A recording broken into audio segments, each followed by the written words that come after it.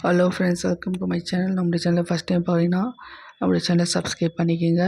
Today நம்ம பார்க்குறது 9th ஸ்டாண்டர்டுக்குரிய தமிழிடம் பார்க்க போகிறோம். ஃபஸ்ட் வந்துட்டு பார்ப்போம். ஃபஸ்ட்டு நம்ம பார்க்க வேண்டியது ஃபஸ்ட் யூனிட் தான். இந்த ஃபஸ்ட் யூனிட் தான் ஃபஸ்ட்டு பார்க்க போகிறோம். திராவிட மொழி குடும்பம், தமிழ் ஓவியம், தமிழ் விடத்தூடு, வளரும் செல்வம், தொடர் இலக்கணம், திராவிட மொழி குடும்பம். இந்த 5 பார்ட்டாக 5 டாபிக் தான் பார்க்க போகிறோம். ஓகேவா?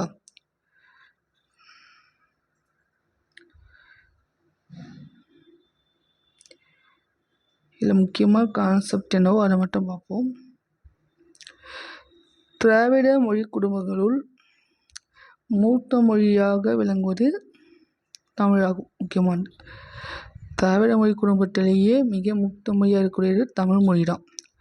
அது மட்டும் இல்லாமல் இதில் இன்னொரு கான்செப்ட் பார்க்க வேண்டியது என்னென்னு பார்த்தீங்கன்னா,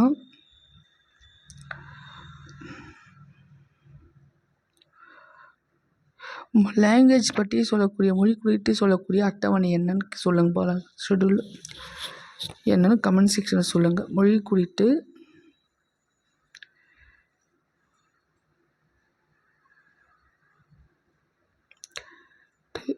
கூறும் அட்டவணை என்ன அட்டவணை? என்ன அட்டவணைனா 8th ஷெட்யூல். 8th ஷெட்யூல் தான் லாங்குவேஜ் பற்றி சொல்லக்கூடிய ஷெட்யூல். ஓகேவா? இது ஞாபகம் வச்சுக்கோங்க. இதில் மேலே கான்செப்ட் எதுவும் இல்லைன்ற முன்னால் நமக்கு முக்கியமான இதுதான் இருக்குது. ஒரு லாங்குவேஜ் நம்ம சொல்ல வேண்டிய தெரிஞ்ச விஷயத்த மற்றவங்க சொல்கிறதுக்காக யூஸ் பண்ண ஒரு கருவி தான் மொழி, லாங்குவேஜ். அந்த ஒரு காலத்தில் ஃபஸ்ட்டு நம்ம மெய்ப்பாடுகள், உடல் அசைவுகள் இதன் மூலமாகவும் சைகைகள் மூலமாகவும் சவுண்டு எழுப்பி ட்ராயிங் பண்ணி பெயிண்ட் பண்ணி தான் சொல்ல வேண்டிய கான்செப்ட் மற்றவங்களுக்கு சொல்ல முற்பட்டாங்க. அதன் மூலமாக மற்றவங்க அந்த பருப்பொருட்கள் மட்டும்தான் உணர முடியும். ஆனால் அதோடைய நுண்பொருட்கள் யாரும் உணர முடியல. இதனால் லாங்குவேஜ் சவுண்டு யூஸ் பண்ண ஸ்டார்ட் பண்ணாங்க. சைகையோட அந்த பொருள் உணர்த்திய ஒலி, அந்த சைனோட அந்த பொருள் உணர்த்தி இருக்கக்கூடிய இந்த ஒலியானது காலப்போக்கு வலிமை பெற்று ஒரு லாங்குவேஜாக வளர்ச்சி அடைஞ்சிருக்கு. நம்முடைய மனித இனமானது ஒரு இட அமைப்பும் இயற்கை அமைப்பும் இந்த ரெண்டுமே வேறுபட்ட ஒலிப்பு முறைகளை உருவாக்க தூண்டியிருக்கு. ஓகேவா? இதை தவிர்த்து வேறு என்ன இம்பார்ட்டன்ட்னா, இதில் அது மாதிரி ஒரு பிறப்பு, தொடர்பு, அமைப்பு, உறவு இதை பேஸ் பண்ணி லாங்குவேஜை ஒரு மொழி குடும்பங்களாக பல வகை பிரிக்கப்பட்டிருக்கு சொல்கிறார். நெக்ஸ்ட்டு இதில் இந்தியாவில் பேசக்கூடிய லாங்குவேஜ் பேஸ் எண்ணிக்கை பார்த்தீங்கன்னா 1300க்கும் மேற்பட்ட மொழிகள் பேசப்பட்டுள்ளது. அதை 4 பிரிவாக பிரிக்கிறாங்க. முக்கியம் 4 பிரிவாக பிரிச்சிருக்காங்க. என்னென்னு பார்த்தீங்கன்னா, இந்தியோ ஆசிய மொழிகள், திராவிட மொழி, ஆஸ்திரோ ஆசிய மொழி, சீன திபெத்திய மொழி என்ற 4 மொழி குடும்பங்களாக பிரிக்கப்பட்டிருக்கு. ஓகேவா?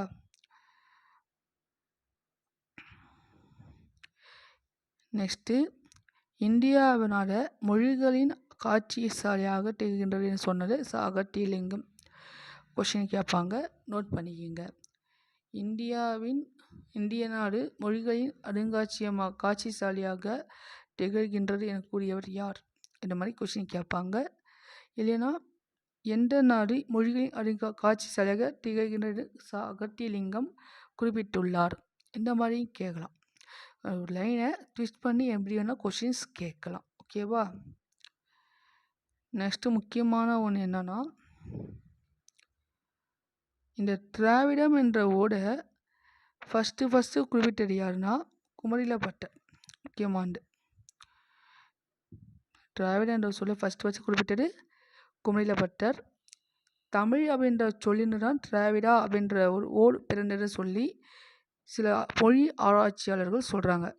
அதில் முக்கியமாக ஒருத்தர் சொல்கிறாங்க இங்கே, ஈராஸ் பாரியா. இவர் என்ன சொல்கிறாருன்னா, தமிழ் வந்து இந்த மொழியிலிருந்து தான் திராவிடா அப்படின்ற ஒரு மொழியை உருவாக்கப்பட்டது. அந்த மாற்றத்தை இந்த மாதிரி எக்ஸ்பிளைன் பண்ணியிருக்காங்க. ஃபஸ்ட்டு தமிழ், தமிழா, தமிழா, ட்ரமிழா, ட்ரமிழா, திராவிடா, நெக்ஸ்ட் திராவிடா. ஸோ இந்த டிரான்ஸ்லேஷன் அந்த ஆர்டர் கீ ஆர்டர் வைஸ் பார்த்துங்க. ஏன்னா நம்மளுக்கு கொஸ்டின்ஸ் வந்து இந்த மாதிரி கேட்கலாம். அந்த ஆர்டர் வைஸ் கொடுத்து கீழ்கண்டவற்றில் இது சரியான வரிசை அப்படின்ற மாதிரி கேட்கலாம். ஓகேவா? நெக்ஸ்ட் இதில் முக்கியமானது என்னென்னா வில்லியம் ஜோன்ஸ் இவர் என்ன பண்ணுறாருன்னா வடமொழி ஆராய்ச்சி செஞ்சு மற்ற ஐரோப்பிய மொழிகளோடு தொடர்பு கொண்டது வடமொழின்னு ஃபஸ்ட்டு சொல்லியிருப்பார். அதை கண்டினியூஷன் 1816 பேராசிரியர் பாப் ராஸ்க் கிரீம் இந்த 3 பேரும் மொழி சார்ந்த நிறைய ஆராய்ச்சி மேற்கொண்டாங்க 1816. நெக்ஸ்ட்டு ஃபஸ்ட்டு ஃப்ரான்சிஸ் எலிஸ் இவர் தான் தமிழ், தெலுங்கு, கன்னடம், மலையாளம் இதெல்லாம் ஒற்றுப்படுத்தி ஆராய்ச்சி செஞ்சு இதெல்லாம் ஒரு தனித்தனி மொழி குடும்பத்தை சேர்ந்தது அப்படின்னு சொல்லியிருக்காங்க. அந்த மொழிகள்லாம் ஒரே இனமாக கருதி தென்னிந்திய மொழிகள் அப்படின்னு பேர் வச்சாங்க. அதை தொடர்ந்து மால்டோ, தோடோ, கோண்டி இந்த மாதிரி லாங்குவேஜ்லாம் நிறைய ஆராய்ச்சி மேற்கொள்ளப்பட்டது. ஹோக்கன் அப்படின்றவர் வந்து இந்த மொழியை எல்லாம் ஒன்று சேர்த்து தமிழியன் அப்படின்ற ஒரு பெயரோடு ஆரிய மொழியில் என்ன மாறுபாட்டது அப்படின்னு சொல்லியிருக்காங்க. இதே கான்செப்டை மார்க் முல்லரும் சொல்கிறாரு. இது மார்க்ஸ் முல்லரும் இதே கான்செப்ட் தமிழியன் அப்படின்ற பெயரோடு ஆரிய மொழியிலிருந்து வேறுபட்டது அப்படின்னு சொல்கிறாரு. ஓகேவா? நெக்ஸ்ட் 1856 திராவிட மொழிகளின் ஒப்பிலக்கணம் 1856 கால்டுவெல் ரைட் பண்ணுறாரு. அந்த புக்கில் திராவிட மொழிகள் ஆரிய மொழிகளிலிருந்து வேறுபட்டவை என்றும் இந்த மொழிகள் சமஸ்கிருத மொழிகளிலும் செல்வாக்கு செலுத்தியிருக்கு அப்படின்றும் சொல்லியிருப்பார். திராவிட மொழிகளின் ஒப்பிலக்கணம் என்ற நூலை எழுதியவர் யார்? கேட்டிருக்காங்க எக்ஸாமில். ஸோ நோட் பண்ணிக்கோங்க. நெக்ஸ்ட்டு கால்டுவெல் நிறைய பேர் வந்தாங்க. Sten Konow, K V Subbaiah, L V Ramaswamy, Burrow, Emeneau, Kamil Zvelebil, Andronov, தேப்போ, மீனாட்சி சுந்தரம் இவங்க எல்லாருமே மொழிகள் அறிஞர்கள் தான். ஓகேவா? திராவிட மொழியில் ஆராய்ச்சி செஞ்சவங்க இவங்க எல்லாருமே. நெக்ஸ்ட்டு நம்ம திராவிட மொழிகளை நில அடிப்படையில் 3ஆக பிரிச்சிருக்காங்க. தென் திராவிட மொழி, வட திராவிட மொழி, நடு திராவிட மொழின்னு சொல்லி 3ஆக பிரிச்சிருக்காங்க. திராவிட மொழி குடும்பத்தில் தமிழ், கன்னடம், மலையாளம் இதை 3மே தென் திராவிட மொழி அப்படின்னும், தெலுங்கு ஒரு சில மொழிகள்லாம் நடு திராவிட மொழி அப்படின்னும், பிராகுயி இது எல்லாமே வட திராவிட மொழி அப்படின்னும் பிரிச்சிருக்காங்க. அது டேபிள் வளம் போட்டிருக்காங்க பாருங்கள். தமிழ், மலையாளம், கன்னடம், குடகு, துளு, கோட்டா, கோடா, கொரகா, இருளா இது எல்லாமே மொழி தென் திராவிட மொழி. அதாவது நம்ம சைடில் இருக்கக்கூடிய பேசக்கூடிய மொழிகள். நடு திராவிடம்னா ஆந்திரா நம்ம சைடில் பேசக்கூடிய தெலுங்கு, குவி சுலம், கோண்டா, கோலாமி, நாய்க்கி, பெங்கோ, மண்டா, பஜ்ஜி, கடப்பா, கோண்டி, கோயா இது எல்லாமே நடு திராவிட மொழிகள். குர்க், மால்டோ, பிராகுல் இது எல்லாமே வட திராவிட மொழிகள் அப்படின்னு சொல்கிறாங்க. இது மாதிரி ஒரு லாங்குவேஜ்லேருந்து எத்தனை லாங்குவேஜ் வந்து இதை தவிர்த்து மற்ற எக்ஸ்ட்ரா ஒரு 4 லாங்குவேஜ் சேர்த்துட்டு நம்ம திராவிட மொழிகளை 28ஆக பிரிக்கப்பட்டிருக்கு. டோட்டலாக நம்ம திராவிட மொழிகள் எப்படின்னா 28 தான். ஓகே, 24 இருந்தது. இதில் எருகலா, தங்கா, குறும்பா, சோழிகா இந்த 4 லாங்குவேஜ் சேர்த்து 28ஆக பிரிச்சிருக்காங்க. ஓகேவா? திராவிட மொழிகள் முக்கியமானது வேர் சொல், அடிச்சொல் சொல்கிறோம். மொழி சொற்கள்லேயே இன்றியமையாத பகுதினா அடிச்சொல், வேர் சொல் சொல்லக்கூடியது. இந்த சொற்களை ஆராய்ஞ்சால் பொதுவான அடிச்சொற்களை ஈஸியாக தெரிஞ்சுக்கலாம் திராவிட மொழிகளில். ஓகேவா? கால்டுவெல் ஒரு ஸ்டேட்மெண்ட் சொல்கிறா பாருங்கள். இது வந்து ஒரு டைம் கேட்டிருக்காங்க, எக்ஸாமில் கேட்டிருக்காங்க. தமிழ் வடமொழியின் மகளன்று, அது தனி குடும்பத்திற்கு உரிய மொழி. சமஸ்கிருத கலப்பின்றி அது தனித்து இயங்கும் ஆற்றல் பெற்ற மொழி. தமிழுக்கும் இந்தியாவின் பிற மொழிகளுக்கும் தொடர்பு இருக்கலாம். இது யார் சொன்னா கால்டுவெல். ஓகேவா? நெக்ஸ்ட் சோர்சஸ் பாருங்க. சான்று, அடிச்சொல், திராவிட மொழிச்சொல் பாருங்க. கண் அப்படின்னு தமிழ், கண்ணு மலையாளம் கன்னடத்தில் சொல்லுவாங்க. கண் அது 3 சுயினா மலையாளம் கண்டம், 2 சுயினா தெலுங்கு குடகு. கண் கண் குறுக், கென் பஜ்ஜி. ஸோ நம்முடைய திராவிட மொழிகளை எண்ணு பெயர் போல் ஒன்றா இருக்கும். ஓகேவா? 3 அப்படின்னா தமிழ், 3னா மலையாளம், 3னா தெலுங்கு, 3னா கன்னடம், மூஜினா துளு. குறில் நெடில் வேறுபாடு ஃபஸ்ட்டு பாருங்கள். அடி ஆடி, அடினா குறில், ஆடினா நெடில். அந்த ரெண்டுமே குறிலுக்கும் நெடிலுக்கும் நிறைய வேறுபாடு வச்சுதான் அந்த பொருளும் மீனிங் சேஞ்ச் ஆகும். ஓகேவா? பால் பாகுபாடு, பொருட்களுடைய தன்மையை ஒட்டி இந்த பால் பாகுபாடு இருக்குது. ஆனால் வடமொழியெல்லாம் அது கிடையாது. உயிரில்லாத பொருளுக்கும் கண்ணுக்கே பொருள் தெரியாத நுண்பொருள் கூட ஆண் பெண் இந்த மாதிரி வேறுபாடுகள் இருக்குது. அதே போல் வாய்னா ஆண் பால், மூக்குனா பெண் பால், கண்ணா பொடுப்பால், என 3ஆக பிரிச்சிருக்காங்க. ஓகேவா? திராவிட மொழிகளையும் ஆண் பால் பெண் பால் என்ற பகுப்பு உயர்த்திணை உரிமையிலே காணப்படுது. அக்ரிணை பொருளையும் ஆண் பெண் என்ற 2 பால் அடிப்படை பகுத்தா கூட அதுக்குன்னு பால் காட்டக்கூடிய விகுதிகள் இல்லை. ஓகேவா? தனிச்சொல்லையும் ஆண் பெண் என்ற பகுப்பு உணர்த்தியிருக்காங்க. கடுவன், மண்டி, களிறு, பிடி. இங்கிலீஷில் வினைச்சொற்கள் வர்பு சொல்லுவாங்க. இங்கிலீஷில் மாதிரி வினைச்சொல் காலத்தை மட்டும்தான் காட்டும். இதை தவிர்த்து இந்த இங்கிலீஷில் வர்புலாம் பார்த்திங்கன்னா அந்த ஆக்ஷன், அந்த ஆக்டிவிட்டி, ஆக்ஷன் மட்டும் தான் சொல்லுமே தவிர எந்த டைமில் சொல்லியிருக்கு அதை மட்டும் தான் சொல்லுமே தவிர அது யார் சொல்கிறான், அதாவது திணை, பால், எண் இதை வேறுபாட்டை காட்டுறது கிடையாது. ஆனால் திராவிட மொழிகளில் வினைச்சொல்லை எல்லாமே காட்டும். இப்போ வந்தான் அப்படின்றது ஆணை குறிக்கும், உயர்த்திணை குறிக்கக்கூடியது. அதுதான் சிங்குலர் ப்ளூரல்னா ஒருமை, சிங்குலர். உயர்த்திணை ஆண்பால் ஒருமை சொல்லலாம். இந்த இயல்பு மலையாள மொழி மட்டும்தான் இருக்கே. அந்த மொழியில் கூட இந்த திணை பால் இதை காட்டக்கூடிய பாலறிவு கிளவிகளெல்லாம் இல்லை. தனிச்சொல்லவே ஆண் பெண் அப்படின்னு தெரிஞ்சுக்க முடியும். ஓகேவா? இதை தமிழுடைய வளர்ச்சி. இது முக்கியமான ஒரு கான்செப்ட். இதுலேருந்து கொஸ்டின்ஸ் கேட்பாங்க. தமிழ் அப்படின்றது சங்க இலக்கியத்தில் இருக்கக்கூடியது. தமிழில் சங்க இலக்கிய நூல் சங்க இலக்கியம். இது ஆண்டு 5ஆம் நூற்றாண்டு 2ஆம் நூற்றாண்டு அளவில் சொல்கிறாங்க. பொது ஆண்டுக்கு முன், பொது ஆண்டுக்கு பின். இலக்கண நூல் தொல்காப்பியம். இதனுடைய காலம் 3ஆம் நூற்றாண்டு அளவில், அதாவது பொது ஆண்டுக்கு முன்னாடி 3rd century வரைக்கும். இதுக்கான சோர்ஸ் எங்கே கிடைச்சிருக்குன்னா தமிழ் இலக்கிய வரலாறு சாகிரக்கால் பெற்ற தமிழ் இலக்கிய வரலாறு. ஓகேவா? நெக்ஸ்ட்டு கன்னடம். கன்னடம் கவிராஜ மார்க்கம் பொது ஆண்டு பின் 9ஆம் நூற்றாண்டு சென்றது.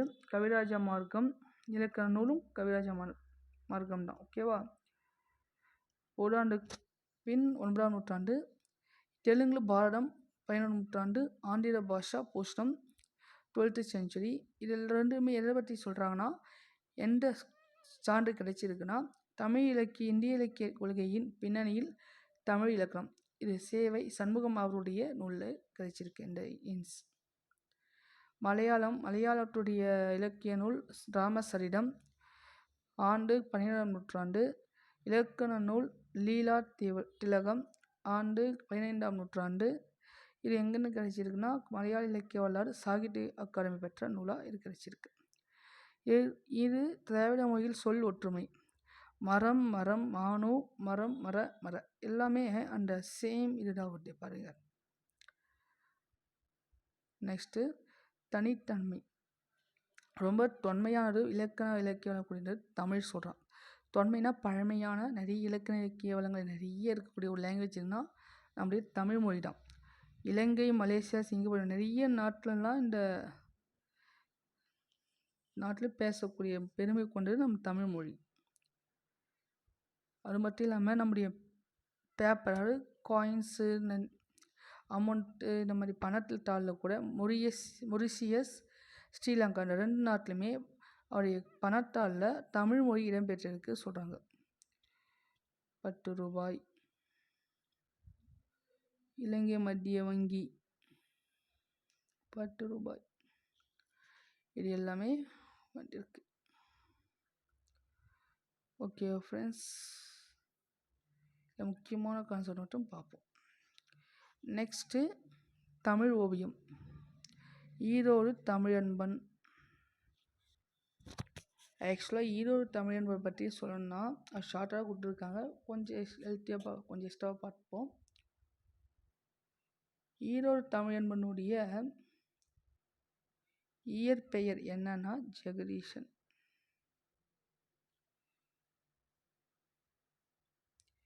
ஈரோடு தமிழன்பனுடைய இயற்பெயர் ஜெகதீசன். அவங்க பெற்றோர் பெயர் நடராஜன்,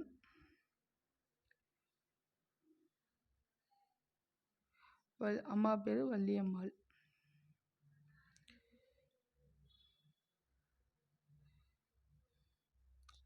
ஓகேவா? இவர் பார்த்தீங்கன்னா ஈரோடு தமிழன்பன் எழுதிய தமிழ் ஓவியம் என்ற நூல் இடம்பெற்றுள்ள கவிதை இது. இந்த கவிதை குறித்து கவிஞர் என்ன சொல்கிறாருன்னா, ஒரு பூவின் மலர்ச்சியையும், ஒரு முக்கியமான லைன், என்ன எக்ஸாம்பிள் கேட்டிருக்காங்க, ஒரு பூவின் மலர்ச்சியையும் ஒரு குழந்தையின் புன்னகையும் புரிந்து கொள்ள அகராதிகள் தேவைப்படுவதில்லை, பாடலும் அப்படிதான். இது யார் சொன்னது? ஈரோடு தமிழன்பன் கேட்டிருக்காங்க எக்ஸாமில்.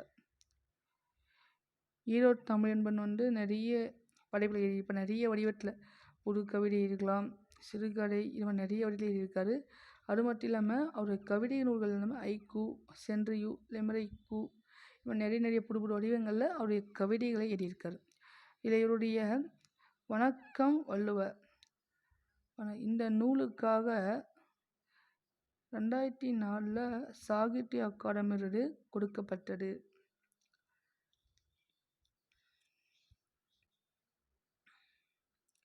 நெக்ஸ்ட் தமிழன்பன் கவிதைகள் தமிழ்கரசுடைய பரிசு பெற்ற ஒரு நூலாக இருக்குது.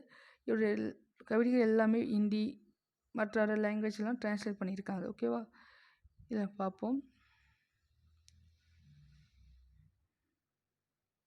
காலம் பிறக்கும் முன் பிறந்தது தமிழே, எங்கள் காலமும் நிலையாயிருப்பதும் தமிழே. இந்த வரி குறித்து யாருடைய வரி அப்படின்னு கேட்பாங்க. ஸோ நல்லா படிச்சுக்கிங்க அந்த லைன்ஸ்லாம். முக்கியமானது அந்த இலக்கண குறிப்பு. எத்தனை எத்தனை, விட்டு விட்டு, இல்லை அடுக்குத்தொடர். அது பிரித்தா பொருள் தரும். இரட்டை கிளினா பிரித்தா பொருள் தராது. ஓகேவா? சலசல, பலபல, கலகல, இது எல்லாமே பிரித்து பார்த்தீங்கன்னா அது சரியான பொருள் கொடுக்காது. அதனால அது இரட்டை கிளவி. அது பிரித்தால் பொருள் தந்தால் அது அடுக்குத்தொடர். ஏந்தி வினை எச்சம். ஏந்தி சென்றேன். ஏந்தி எச்ச பொருள் வினையை கொண்டு முடிஞ்சிருக்கு. ஸோ இது வினை எச்சம். காலமும் அது முற்று பெற்றிருக்கு. ஓகேவா? ஸோ காலமும் முற்றுமை.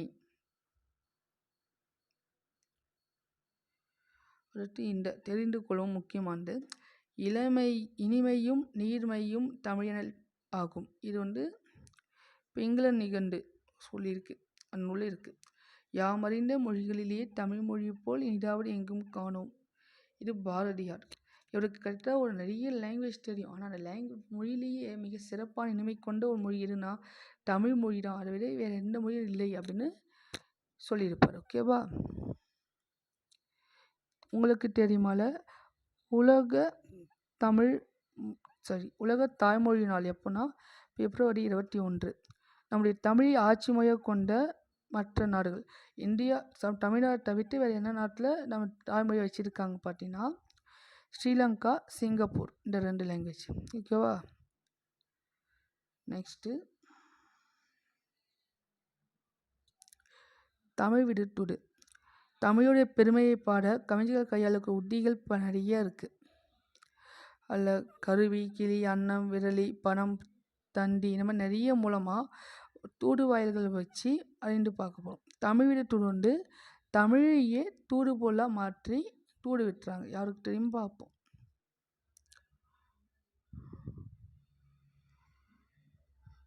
தமிழ் சிற்றிலக்கியங்கள் டோட்டலாக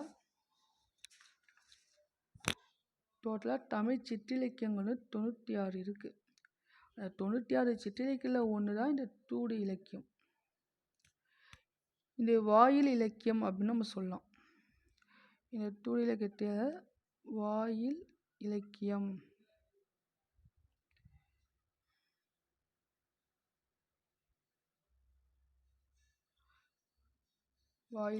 அப்படின்னு நம்ம சொல்லலாம். ஓகேவா?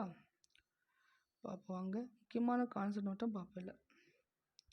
இல்லை கண்ணி இருக்கா, 2 அடி கண்களை மாறி 2 பூக்கள் கொண்டு தொடுக்கப்படும் மாலை கண்ணி சொல்ற அது மாதிரி இது ஒரு டைம் கேட்டிருக்காங்க எக்ஸாம். என்னன்னா தமிழில் 2 அடிகளை கொண்ட எதுகையால் தொடுக்கப்படும் செயல் வகை கண்ணி. எதுகை அந்த இடத்துல டேஷ் போட்டுறாங்க. இது எதுகையா மோனையா அப்படின்ற வச்சு கொஷின் கேட்டிருக்காங்க. குரூப் 2 குரூப் 4 கேட்டிருக்காங்க. அதை கொஞ்சம் பார்த்துக்குங்க. தமிழிலே 2 அடியில் வச்சு எதுகையால் படுக்கப்படும் நூல் தான் அது கண்ணி. இல்லை நமக்கு தேவையான இது இந்த லைன் தமிழையே தூடு பொருளாக்கியது தமிழ் தூடு.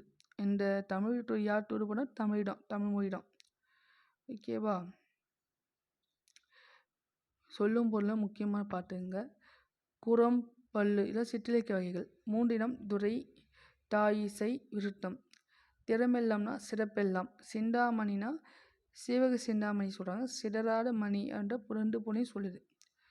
சிந்துனா ஒரு வகையான இசைப்பாடல், சிந்து பாட்டு சொல்கிறது. முக்குணம் அப்படின்னா 3 குணம்.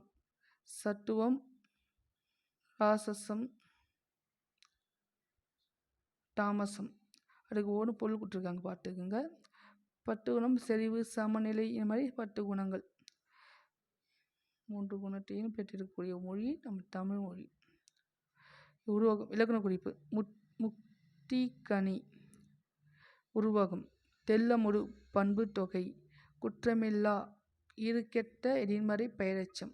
குற்றமில்லாத அப்படின்ற குற்றமில்லாதவன் அந்த இந்த லாஸ்ட் வரக்கூடிய ஈறு கெட்டு மறைஞ்சிருக்கு.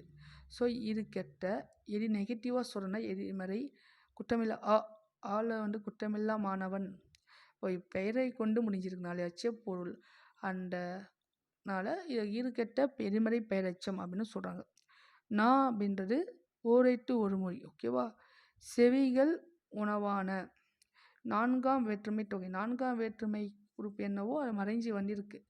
ஸோ அது தொகையாக சொல்லியிருக்காங்க. சிந்தாமணி ஈறுகெட்ட எதிர்மறை பெயரெச்சம். இந்த பகுபட உறுப்பில் நல்லா பார்த்துக்குங்க. ஓகேவா? நம்ம முக்கியமான லைன் மட்டும் பார்ப்போம்.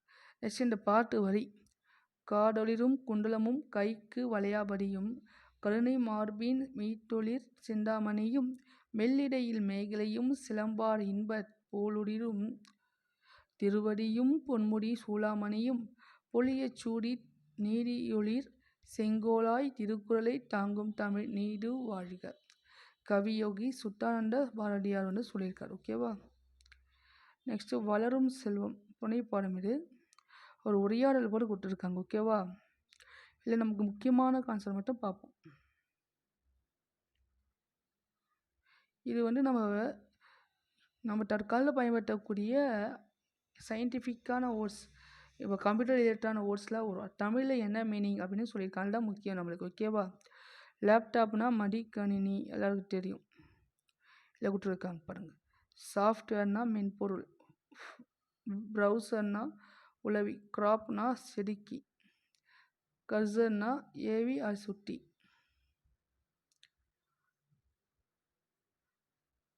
சைபர் பேஸ்னா இணையவழி. சர்வர்னா வையக விரிவு வலை வழங்கி.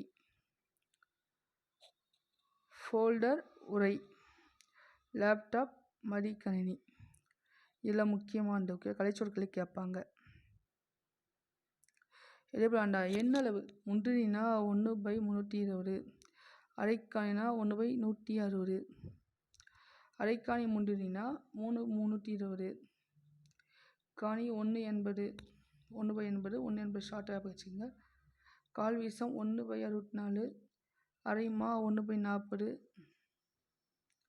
அரை வீசம் 1/32, முக்காணி 380, முக்கால் வீசம் 364, ஒருமா 120,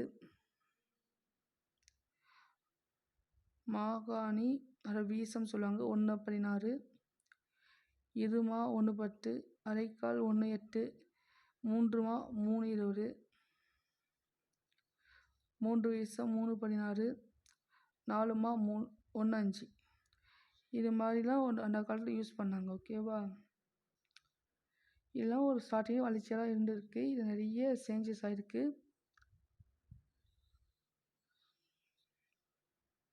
நெக்ஸ்ட்டு நம்மளுக்கு என்ன முக்கியமானதுன்னா, அந்த காலத்துலலாம் தமிழர்கள் வந்து பழங்காலத்திலேயே கடல் துறையில் பெரும் முன்னேற்றம் அடைஞ்சிருக்காங்க. அந்த காலத்தில் சங்க இலக்கியத்தில் இந்த நாவாய், வங்கம், தோணி, களம் என்ற நிறைய கடற்கலன்கள் வந்து பயன்படுத்தப்பட்டிருக்கா சொல்லியிருக்கு. அந்த தமிழ்ச்சொல்லாகி நாவாய் என்பது தான் இங்கிலீஷில் நேவிகேஷன் சொல்லுவது நேவி வந்து உருவாக்கப்பட்டது. ஓகேவா? நெக்ஸ்ட்டு இதில் எரித்திரை, எரித்திரான், கலன், கலைகோய் இந்த மாதிரி நிறைய மீன் இருக்குது. ஓகேவா? இதில் தொன்மையான இலியட்டுடைய ஃபாஃபியோனோ அந்த இடத்துல தான் பா அப்படின்றாரு யூஸ் பண்ணுறாங்க. இந்த அஃபோலோ அப்படின்ற கடவுளுக்கு பாடவர் தான் அப்படின்றது கிரேக்க லாங்குவேஜில் சொல்லியிருக்கு. ஓகேவா? வகையில் ஒன்று வெண்பா. தமிழில் வெண்பாக்குரிய ஓசை செப்பல் ஓசை.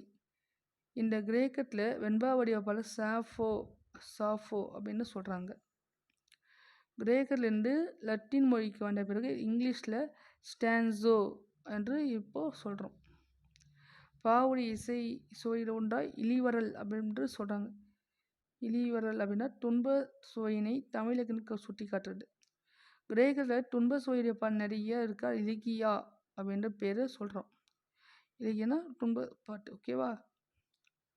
இந்த இலியட் அப்படின்ற லிட்ரேச்சர் எந்த நூற்றாண்டை சேர்ந்தால் 8ஆம் நூற்றாண்டு, கிமு 8ஆம் நூற்றாண்டு சேர்ந்தது.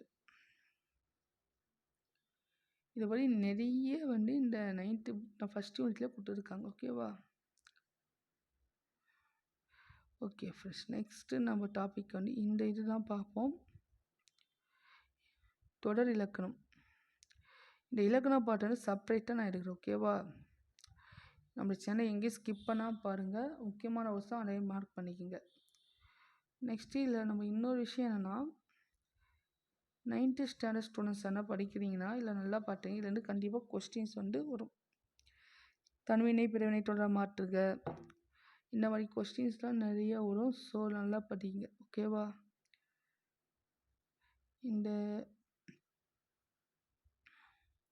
மதிப்பீடு செய்க இதெல்லாம் நிறைய வினாக்கள் உண்டு.